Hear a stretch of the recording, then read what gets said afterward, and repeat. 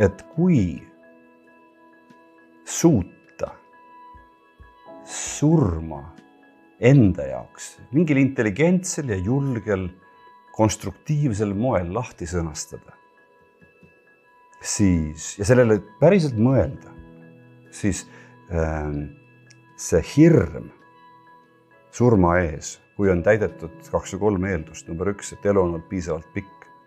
Number 2, et elu on olnud piisavalt rikkalik. Number 3, et surma kohta on mingi hüpotees, mis sind krampi ei tõmba.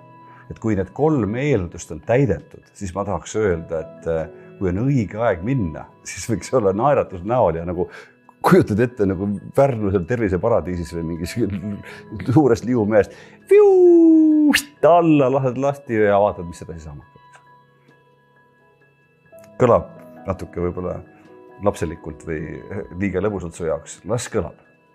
Ja tule kaasa täna, mõtleme selle peale. Ma loodan, et mitte midagi muud ei suuda. Ma suudan sind heas mõttes natuke raputada ja võib-olla ka lohutada. Selleks, et suuta vaadata surmale nii peale, et see omakorda võtaks ära elamise hirmu. Sest see on põhieesmärk. Kuidas elada ilma hirmuta, kuidas elada julgelt, kuidas konstrueerida iseendale sellist elu, mis vastab sinu enda parimale ettekujutusele selle kohta, milline sinu elu peab olema selles elus.